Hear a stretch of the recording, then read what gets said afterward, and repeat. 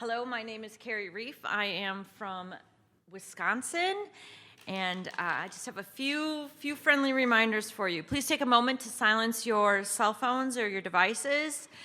We have both people here live and virtual, so when you open up the chat and Q&A, it will autoplay, so it's really important that your phone is silenced. This session is going to be very live and entertaining. We will not be having time for questions throughout the session, so if you need them to ask questions, please hold them till the end. And so now I have the pleasure of introducing Joey Aviles for the session titled Beyond the Beat, Lessons from Bad Bunny on Engaging Latinx Talent. So please give me a warm welcome for Joey.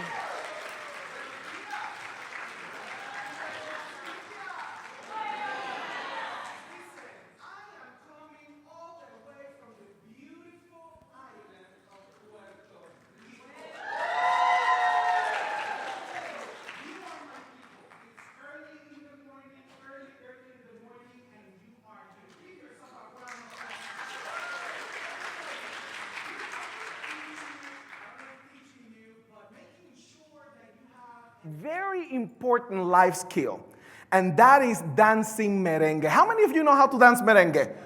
All right, I saw hands. I'm gonna show you very quickly, okay? It's easy. Can you see my hips wherever you are, right? It's very simple. It's 1, 2, that's it. Then you can add some sofrito and some sazon and do the whole thing if you want, right? But at the count of 3, here's what we're gonna do. This is the last day in this conference, and we are gonna leave with a vibe. Do we have an agreement? So we're gonna play that music, and you are going to stand up with me and with your hands. Let's do it. Let's do it. I don't hear your hands. I don't hear them. And then put some flavor like that. I can see. Oh, I can see you. I can see you right there. Oh, give yourself a round of applause, my friends. You can take a seat. And with that welcome, my friends, I do want to offer a hello and a good morning to our virtual audience. Thank you so much for joining us. I know that many of you may be stuck in this maze of building, so you could see people joining from all over the place. But let me ask you this question. Are you ready for your next crisis? I hear no. I hear some people, boy, that question is loaded. What are you doing? That was a question that my family had to answer back in 2017. I'm originally from a little town called San Sebastián de Las Vegas del Pepino. I see, yep, west side of the island. And these images that you're seeing is literally where I grew up. Now I want you to think about my family as the warmest people ever. They get together in a daily basis just to hear each other's stories, to eat in casa de abuela, to have fun with each other. And in 2017, I didn't know how they were doing. How many of you remember what happened in 2017? Hurricane Maria. If you know anything about the relationship Hispanic moms have with their kids, you know my mom texted me every single day, and she called me every single day, and if I don't answer, I get in trouble. You know what I'm talking about? I see a lot of nuts. Yeah, I get in trouble. For 12 days, I didn't know if my mom was one of the over 3,000 people that died before, during, or after Hurricane Maria. For 12 days, I was living in Washington, D.C. at the time. These were the images that I saw all the time. My mom had her own disabilities, and she spent a hurricane category 4 in a house with a zinc roof. I got so desperate after 12 days that I didn't know if she was okay. I had to send my dad on an expedition. If you recall the news, you know that people had to do 12-hour lines just to get gas. So that's why I'm saying an expedition. He makes it home, and then we discovered that my mother literally lost everything in the process. 3 months after, I get the chance to travel back to the island. It was December 2017, and you know that Puerto Rico has the longest Christmas celebrations in the world. Like, we start before November, before Thanksgiving, and it's January 20-something, and we have parties going on. I get there December 2017, and I arrive to the island around 10 o'clock at night. I could feel the destruction. I could feel that my island went through something really horrible. I could see it. I'm driving home. It takes me 2 hours to get home. And as soon as I arrive, I'm expecting nobody to welcome me. Maybe my mom to give me a hug and a kiss and wish me good night. Instead, my friends, I want you to see how my family welcomed me that day.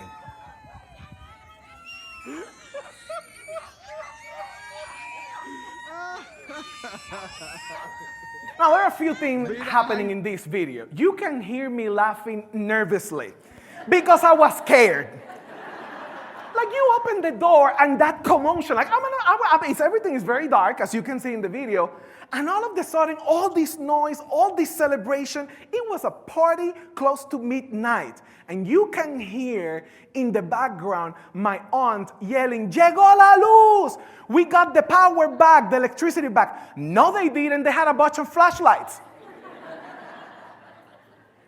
As I am sitting there, surprised and in awe, my mom describes this moment as the encounter. We saw each other after 3 months of hell. As that is unfolding in front of me, I'm asking to myself, how in the world people that lost absolutely everything in the process, that is going through terrible times, can be so happy, so joyful, such a sense of aliveness? That moment changed my life and really helped me understand what Hispanic culture is. Today, we are celebrating that culture by studying the top artists in the world right now, Bad Bunny. Woo, let me hear it. Okay. In the video, and I'm gonna play this video again because I want you to hear the background one more time and pay attention to some of the shadows in the video. You can hear me laughing nervously again.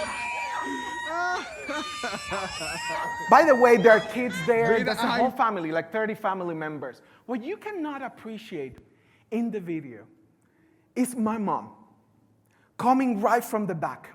And you know how a mom comes. She comes with that emotion, hugging his baby that she hasn't seen in over a year. And she comes to me and gives me the hug that only a mother can give.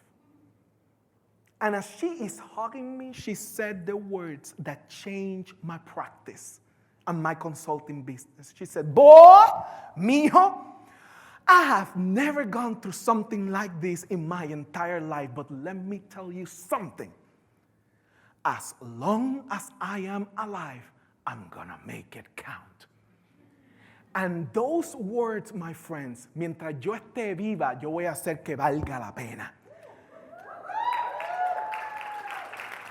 Those moments, that particular moment really changed the way I showed up. And today is a celebration about my culture, about these artists, and about you. So let's watch how Bad Bunny responded to this issue literally a year after Hurricane Maria. He is nominated for 5 Latin American Music Awards and is making his TV debut with us tonight. We're honored, buddy.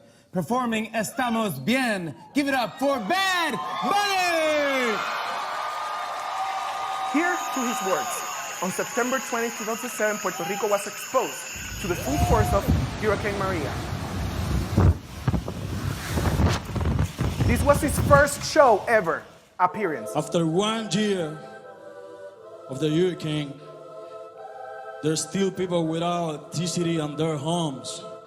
More than 3,000 people died and Trump is still in denial. Welcome to Beyond the Beat. Lessons from Bad Bunny on engaging Latinx talent. Give it up!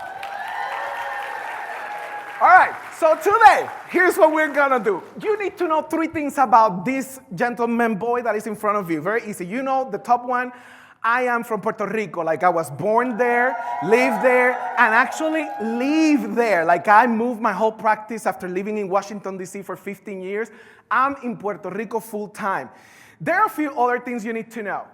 While I have enjoyed Bad Bunny music, yep, I have danced perreo in, oh yes I have. I cannot lie. Yes, Mom, I have done it, okay? So I am not a super fan that knows everything about Bad Bunny. So I went through a research process to get here.